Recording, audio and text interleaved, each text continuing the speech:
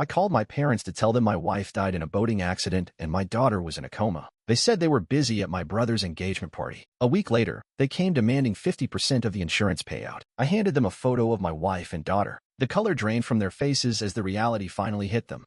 I was up to my elbows in dirt when the phone rang. The call came through the scratchy radio I carried with me at the excavation site. It was a quiet morning, the sun just cresting over the New Mexico hills, dust swirling around the tents and equipment. My crew was scattered around the site, busy cataloging pottery fragments, unaware that my life was about to change forever. I answered the call on instinct. "Daniel Turner speaking," I said, brushing dirt off my fingers as I balanced the phone against my ear. The voice on the other end was calm, almost gentle, but every word cut like a blade. "Mr. Turner, this is Officer Ramirez from the Albuquerque Police Department. There's been an accident." An accident? My mind went blank. The officer's voice blurred, and I felt my knees go weak. I stumbled back a step, the dusty ground shifting beneath me. My head spun. I didn't even hear the rest of what he said, just 3 words that broke me open. Natalie didn't make it. I must have asked about Lily. I don't remember, but I know the officer said she was in the ICU, in a coma. My daughter, my baby girl. The next thing I remember, I was in my truck, driving down the highway with no memory of leaving the site. The road stretched out in a blur, the landscape of scrub brush and distant mesas passing by in jerky, disconnected frames. My mind was a fog, but the image of Natalie's smile and Lily's laughter, just that morning over breakfast, kept looping in my head. By the time I reached the hospital, my hands were shaking. I parked crooked in the emergency lot and ran inside, the sterile smell of antiseptic hitting me like a wave. Everything was too bright, too cold. A nurse at the desk looked up, her face a mask of sympathy. "I'm here for my daughter," I croaked out, my voice barely there. "Lily Turner. My wife, my words faltered. I didn't know how to say it. I didn't know how to be the man who had to say it." She nodded, her eyes soft. "Dr. Patel will meet you in the family waiting area. This way." I followed her down a hall that seemed to stretch on forever, the fluorescent lights humming above me. I barely noticed the other families, the other tragedies unfolding around me. My world had shrunk down to a single door at the end of the corridor. Dr. Patel was waiting, a clipboard in his hand. He was a short man with tired eyes, but there was a kindness there that almost undid me. He spoke gently, but the words landed like punches. "I'm so sorry, Mr. Turner," he said. "Your wife, she didn't survive the accident, and your daughter is in critical condition. She's stable for now, but we're monitoring her closely." I nodded like I understood, but I didn't. My legs gave out and I sat hard on the nearest plastic chair, staring at the scuffed floor tiles. My thoughts were a jumble of images: Natalie's hair in the morning light, Lily's small hand in mine as we walked to the lake that last weekend. How could they be gone? How could I be here, breathing, while they weren't? Dr. Patel touched my shoulder, a light pressure that somehow anchored me to the moment. "Take all the time you need," he said quietly. "When you're ready, I'll take you to see Lily." I don't know how long I sat there. Minutes? Hours? Time didn't seem real. I was surrounded by the low murmur of hospital staff, the occasional beep of machines, but it was all muffled, like I was underwater. Eventually, I stood up, my legs shaky but moving. I walked to the window and stared out at the city below, the cars and people moving as if nothing had happened. The world kept turning, but mine had stopped. I thought of the last morning I had with Natalie and Lily. Lily had been playing with her cereal, making Natalie laugh as she teased me about my coffee addiction. Natalie had kissed me on the cheek before I left, her lips warm against my skin. It was such a small moment, so ordinary, and now it was the last one I'd ever have. I closed my eyes, feeling the weight of that moment settle into my chest. My family was gone, my wife was gone, and my little girl was lying in a hospital bed, fighting for her life. As I finally walked down the corridor to see Lily, I knew everything had changed. My world had been ripped apart, and I didn't know how to put it back together again. The drive back from the hospital was a blur. I don't remember the traffic or the way the city's lights flickered in the darkness. I don't even remember turning the engine off when I finally pulled into my driveway. All I remember was the need to hear someone's voice that felt like home, someone who would understand. I called my parents. They were hosting Sean's engagement party that night, something I'd been invited to weeks ago but had forgotten about entirely. The second the phone rang, I could hear the music in the background, laughter, and the clink of glasses. For a second, I almost hung up, not wanting to ruin the night. But then I thought of Natalie, and I thought of Lily, and the words came out before I could stop them. "Mom," I said when she picked up, my voice shaking. It's Natalie. She's gone. Lily's in the ICU. She's in a coma." There was a beat of silence on the other end. Just one moment where I thought maybe she'd understood, that she would drop everything and rush to be there for me. "Oh, Daniel," she said finally, her voice bright and strained like she was talking over a loudspeaker. "That's terrible. Are you at the hospital now?" "I am," I said. My throat was so tight I could barely force the words out. I didn't know who else to call. "I don't know what to do, Mom." She sighed. Actually sighed, like I just told her about a fender bender and not my whole life falling apart. "Well, sweetheart," she said, her voice almost cheerful beneath the music. "You know tonight is Sean's engagement party. It's been such a big day for him. We can't leave in the middle of everything." I felt the blood drain from my face. You can't leave?" It's just that everyone's here, she said quickly, her voice taking on that scolding edge I remembered from when I was a kid. You know how it would look if we just left. People would talk. You understand, don't you? I didn't. I didn't understand at all. My wife was dead. My daughter was fighting for her life, and my parents were worried about party chatter. Dad's here, too, she went on, as if that was supposed to make it better. We're both thinking of you, honey. Truly. But, well, you know how Sean is. It's his night, and we can't take that away from him. I stood there in the middle of my living room, staring at the framed photo on the wall of Natalie and Lily at the beach last summer. Lily had sand in her hair and a big grin, Natalie's arms around her. My family, my heart. I had always thought that in the worst moments, your family would be there, that they'd come without question, without excuses. But now, with my mother's words echoing in my ear, I realized I was alone. Okay, I said finally, because there was nothing else to say. I understand. I knew you would, she said, her tone bright again, like we were discussing holiday plans. We'll call tomorrow. All right? Give Lily a kiss for us. And try to stay strong, sweetheart. You're so good at that. She hung up, the party noise spilling into the line for just a second before the silence swallowed me. I stood there for a long time, phone still in my hand, listening to the emptiness. I looked around the living room, at the photos and the souvenirs from all the trips we'd taken, little reminders of the life I'd built with Natalie and Lily, the life that was slipping away. My family had made it clear. They had their own lives to protect, their own appearances to keep up. My pain was just an inconvenience, a distraction from their perfect night. I sat down on the couch and pulled out my phone again, scrolling through the photos I'd taken of Natalie and Lily on our last trip to the lake. Lily's hair was wet from swimming. Natalie's sunglasses perched on her head as she laughed at something Lily had said. I ran my finger over the screen, tracing their smiles. It was like I was looking at ghosts, like the world I'd known had vanished overnight, leaving me in this cold, empty room with nothing but memories. For the first time since the accident, I let the tears come. I sat there in the quiet, the weight of their absence pressing down on me, and cried until there was nothing left. The funeral was set for a Tuesday morning. I don't know why I chose that day. Maybe it was just the first available slot at the funeral home.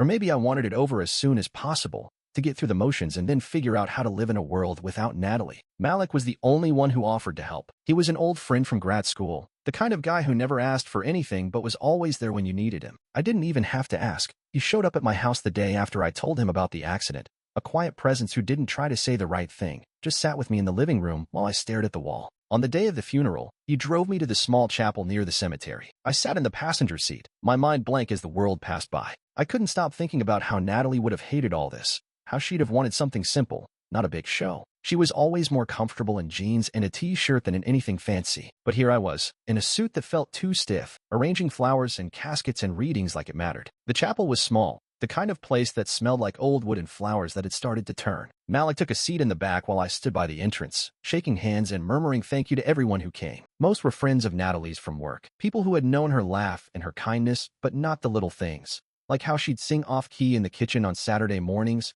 or how she'd make up stories about the clouds for Lily on long car rides. Then my parents arrived, Sean with them. They walked in together like they were arriving at a dinner party, their expressions polite and distant. My mother wore a black hat with a small veil, her lips pressed in a thin line. My father gave me a stiff nod, and Sean didn't even look at me as he sat down in the front row. Daniel, my mother said in a low voice, touching my arm as if she was afraid of catching something. We're so sorry for your loss. I nodded. Thank you for coming. She gave me a small smile, like this was some social event she had to endure. Of course, dear. We wouldn't miss it, but they had missed it. They'd missed everything that mattered. I didn't bother asking if they'd been by the hospital to see Lily. I already knew the answer. The service was short. The pastor spoke in gentle tones about Natalie's kindness, her devotion to her family. I listened with my hands clenched in my lap, staring at the white lilies on the casket. Malik sat quietly behind me, his presence a small comfort in a room full of people who felt like strangers. When the pastor asked if anyone wanted to speak, I stood up. My legs felt like they didn't belong to me. I looked out at the small gathering,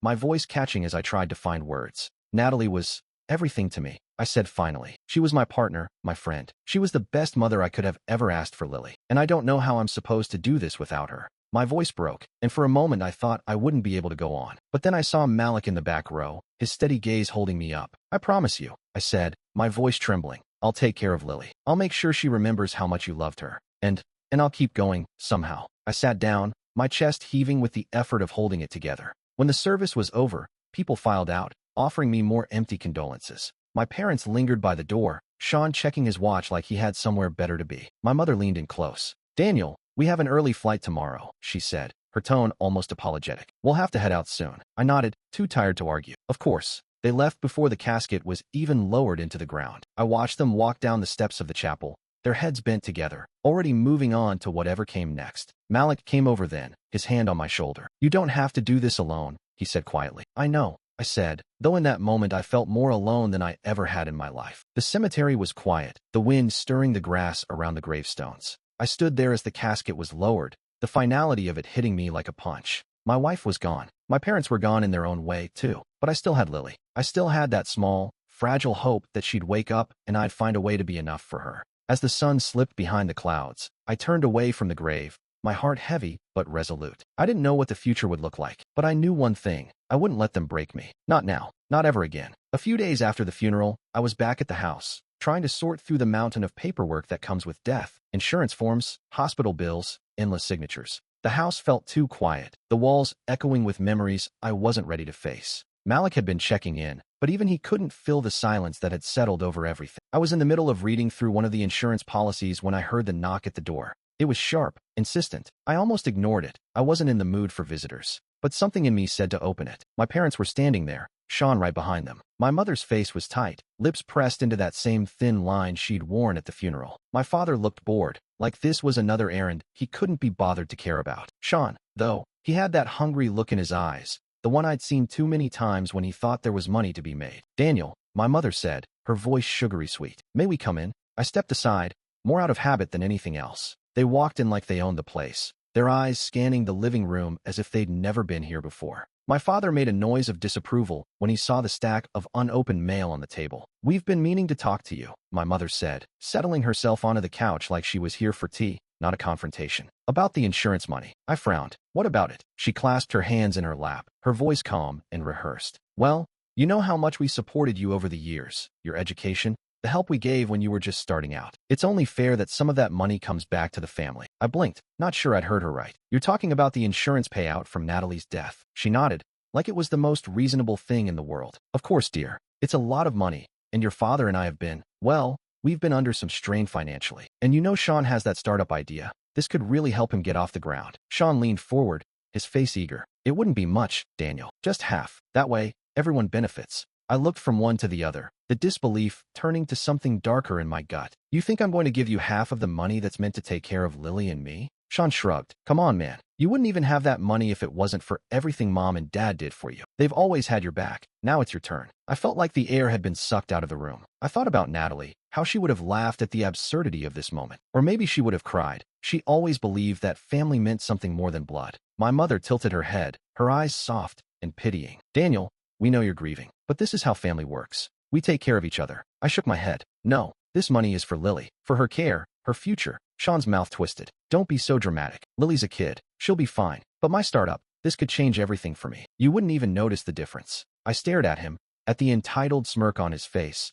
and something in me finally snapped. "I'm not giving you a dime," I said, my voice low and steady. "This isn't about helping family. It's about you taking what doesn't belong to you, and I'm done letting that happen." My father shifted uncomfortably. "Son, think about this carefully. You don't want to start a fight you'll regret." I laughed, an ugly, bitter sound. "I'm not starting anything. You are. And you're going to leave, right now." My mother's expression hardened, the sweet mask slipping away. "If that's how you want to be, Daniel," she said coldly. "But don't expect us to be here when you change your mind." I walked to the door and held it open, my hands shaking but my resolve like steel. "Goodbye." Sean gave me a look of disgust, but he didn't say anything. My parents walked past me without another word. I watched them go, my heart pounding in my chest. When the door clicked shut, I let out a breath I hadn't realized I was holding. I walked back to the table and picked up the insurance papers, my hands steady now. They thought they could guilt me into giving them what wasn't theirs. They thought they could use Natalie's death as leverage. But they were wrong. I looked over at the photo of Lily on the mantle, her smile bright and fearless. She was the only one who mattered, and I would do whatever it took to protect what was hers and mine. It didn't take long for them to come back. A couple of days later, I got a call from my mother. Her voice was brisk and controlled, but there was something in it, something that told me this wasn't over. "Daniel," she said, "we're having a family meeting at your Uncle Henry's house. Your father and I feel it's time to sort this out like adults. You'll be there, of course." I could almost hear the echo of Sean's voice in the background. "Fine," I said. "I'll come." I didn't go there to give in, though. I went there because I needed them to hear the truth. No more lies. No more pretending. Uncle Henry lived in a big house just outside the city, one of those places that always smelled faintly of old furniture and wood polish. When I walked in, everyone was already gathered in the living room. My parents, Sean, a couple of cousins who had nothing to do with this but were clearly curious. Aunt Sylvia was there, too, sitting quietly by the window. My mother stood up the moment she saw me. "Daniel," she said with a tight smile, "thank you for coming. We just want to resolve this as a family." I nodded, my jaw clenched. "Sure, let's resolve it." Sean leaned forward, his voice oily smooth. "Daniel, this isn't about taking advantage of you. It's about making sure the family stays together. You've always had more than the rest of us. It's only fair to share it." I looked at him, feeling something in me go cold. "Fair? You think it's fair to take money meant for Lily's care and use it for your startup? You think that's what Natalie would have wanted?" He opened his mouth, but Aunt Sylvia cut in before he could answer. "Daniel's right," she said sharply. "This isn't about family. It's about greed." Everyone turned to look at her. Aunt Sylvia had always been the quiet one, the one who never spoke out of turn. But now she was sitting straight, her eyes flashing. "You all know what this is," she said, her voice calm and measured. "You've been taking from Daniel for years, money, time, everything, and now you're trying to take even more when he's at his lowest. It's shameful." My mother's mouth fell open. "Sylvia, this is none of your business." "It's exactly my business," Aunt Sylvia said, her tone icy, "because I've watched you all do this to him since he was a teenager. You've always treated him like the backup plan, like the safety net you could call on whenever you needed it. And now, when he's trying to take care of his daughter, his only family left, you're still doing it." Sean's face turned red. "You don't know what you're talking about." "Oh, I know exactly what I'm talking about," she said. She looked at me, her eyes softening. "Daniel, you don't owe them anything. You owe it to your daughter to protect what's hers." I swallowed hard, the words catching in my throat. "Thank you," I said quietly. Then I stood up, turning back to my family. "You want to talk about fairness? Let's talk about it." I pulled out the folder I'd brought with me, bank statements, emails, every record of the help I'd given them over the years. I laid it out on the coffee table, the papers sliding across the polished wood. "Here," I said. "Here's every dollar I've given you. Every time you said you just needed a little help. And now you're trying to take what's left for Lily. I'm done." My father's face went pale as he flipped through the pages. My mother's hands were shaking. Sean looked like he wanted to argue, but he couldn't find the words. "I'm not doing this anymore," I said, my voice steady. "I'm not going to let you make me feel like I owe you. You've taken enough." The room was dead silent. For a long moment, no one said a word. Then Aunt Sylvia reached over and took my hand, squeezing it tight. "I'm proud of you," she said softly. I nodded, feeling something shift in my chest. The anger was still there, but it was clearer now, sharper. I wasn't just fighting for myself, I was fighting for Lily, for the life she deserved. As I walked out of the room, I felt their stares on my back. But for the first time, I didn't care.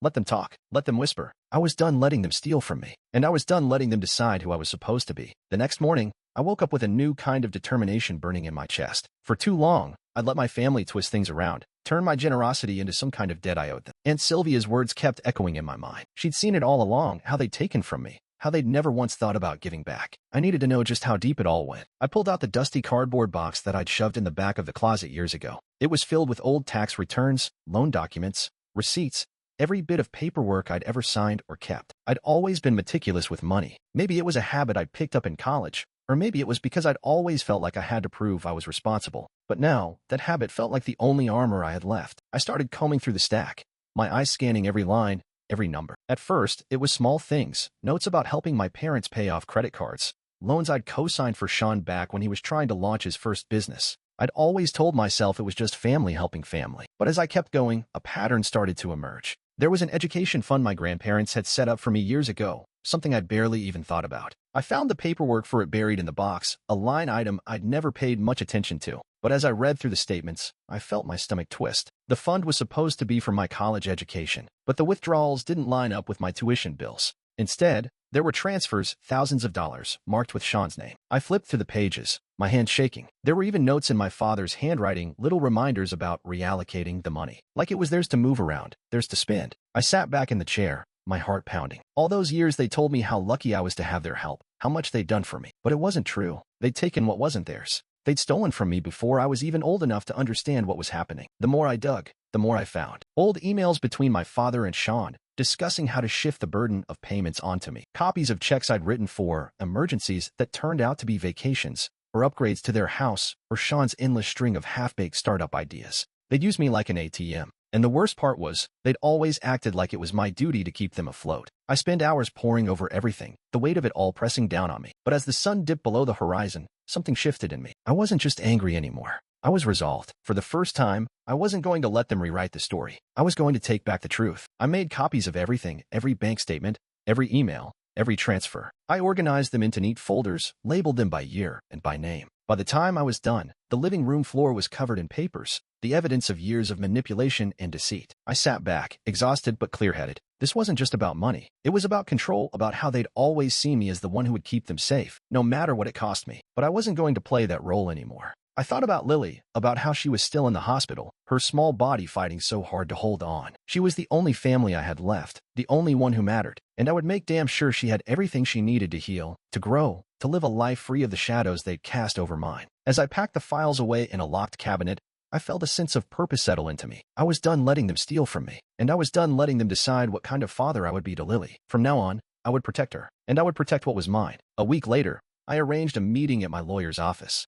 I wanted everything out in the open, no backroom deals, no whispered manipulations. I wanted it done where they couldn't twist my words or pretend they didn't hear me. I invited in Sylvia, too. She said she'd come as a witness, someone I could trust. It felt like the first real ally I'd had in years. I sat in the small conference room, the smell of coffee and paper thick in the air. My lawyer, Mr. Ellison, was an older man with a calm, deliberate voice. He'd reviewed everything I'd gathered, every bank statement, every transfer, every stolen dollar, and he was ready. My parents and Sean arrived together, their faces tight and pale. My father looked like he'd aged a decade in a week, but his jaw was still set, like he was gearing up for a fight. Sean looked annoyed, like this whole thing was an inconvenience. My mother's lips were pressed so thin they'd almost disappeared. Aunt Sylvia sat beside me, her hand resting lightly on mine. She didn't say much, but I could feel her support like a shield around me. Mr. Ellison started the meeting, his voice calm and measured. Thank you all for coming. Daniel has some things he'd like to address today. I took a deep breath, then pushed the stack of evidence across the table. This is everything, I said quietly. Every time you took money that wasn't yours. Every lie you told to make me feel like I owed you. Every time you used my name to get what you wanted. Sean scoffed. This is ridiculous. You're blowing this out of proportion. It was family money. You're part of the family. No, I said, my voice firm. This wasn't family. This was theft. And it stops today. My father leaned forward, his face red. Son, you're talking about your parents. We helped you become who you are. You wouldn't have half of this if it wasn't for us. I shook my head. You didn't help me. You stole from me. From the fund my grandparents set up for me. From every paycheck I earned. From every dollar I was trying to save for Lily's future. My mother's eyes were wet now, but her voice was cold. You're ungrateful. After everything we did for you. You didn't do it for me, I said. You did it for yourselves. And I'm not letting you do it to Lily. Sean opened his mouth, but Aunt Sylvia cut him off. He's right, she said, her voice low and even. I've seen it all these years. You took advantage of him because you thought he wouldn't fight back. But he's done being your safety net. The room fell silent. My parents' faces hardened, but they didn't argue. They knew she was right, and they knew I wasn't backing down. Mr. Ellison cleared his throat. Daniel has decided that every penny he has left will go to Lily's care.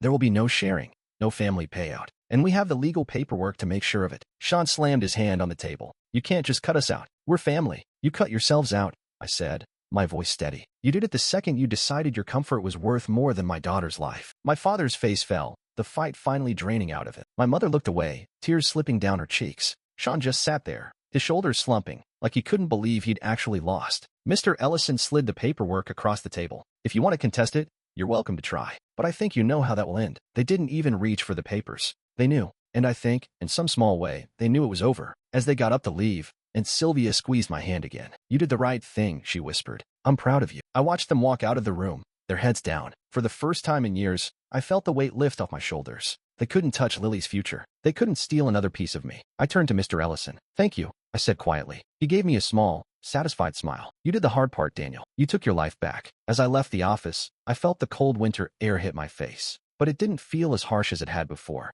I breathed it in, the taste of freedom sharp and clear. This wasn't the end of the pain, I knew that, but it was the end of their hold on me. And that was enough for now. The months that followed were quiet, almost too quiet at first. After years of constant demands, of always being the one to fix things, the silence felt heavy, like I'd stepped into a room I wasn't sure I belonged in. But little by little, I started to breathe easier. Lily woke up. It happened on a rainy Thursday morning, just as the gray sky outside my window had started to break. I was at the hospital, like I had been every day, when her small hand twitched against mine. And then her eyelids fluttered open, and those big brown eyes looked up at me, confused and scared and alive. I didn't even realize I was crying until the nurse put a hand on my shoulder, whispering, "She's awake, Mr. Turner. She's awake." I leaned over, brushing the damp hair from her forehead. "Hey, baby girl," I said, my voice trembling. "Daddy's here." The days that followed were a blur of doctors and therapy sessions, of helping Lily relearn how to walk, how to talk without getting tired. She was quiet at first, her small voice hesitant, but each day she grew stronger. She was a fighter, just like her mother. I took time off work to be there. Every hour, every appointment. Malik stopped by whenever he could, bringing takeout and stories from the outside world. Aunt Sylvia became part of our lives, too, coming by with groceries, reading to Lily while I caught my breath. She never asked for anything in return. She just showed up. One afternoon, Lily was playing in the garden behind the house, her laughter bright and clear in the crisp spring air. I sat on the porch with Aunt Sylvia and Malik, watching her chase a butterfly through the flower beds. For a moment, I felt something like peace. "You look lighter," Aunt Sylvia said, her eyes crinkling in the corners. "Like you're finally breathing again." I nodded. "I think I am." Malik leaned back in his chair. "You know, family isn't about blood, Daniel," he said. "It's about the people who stay, the ones who choose to stand by you." I thought about that a lot in those days. How my parents had walked away so easily, how Sean's demands had revealed everything I'd always been afraid to see, and how Aunt Sylvia and Malik, who didn't have to be there, had shown me what family really meant. That night, after Malik and Aunt Sylvia had gone home, I sat in the garden with Lily. She was curled up next to me, her head resting on my chest as we watched the last light fade from the sky. Her small hand was warm in mine, her breathing slow and even. "I miss Mommy," she whispered. "I know," I said softly, kissing the top of her head. "I do too. But I'm glad you're here, Daddy," she said, her voice small but certain. "I'm glad it's us." I closed my eyes, feeling the weight of her words settle into me. "Me too, baby girl. Me too." In that moment, I realized that everything I'd lost had led me here, to this quiet, fragile peace. It wasn't the life I'd planned, but it was a life I could build. A life where Lily could grow up safe, surrounded by people who saw her for the miracle she was. And maybe, in time, a life where I could learn to let the anger go, to let the past rest. As the sun slipped below the horizon, I held Lily's hand tighter, feeling her small fingers curl around mine. We sat there until the stars began to appear, one by one, the night sky opening up above us. For the first time in a long time, I felt like I could face whatever came next, because I wasn't alone, because Lily and I, we were still a family, and that was enough.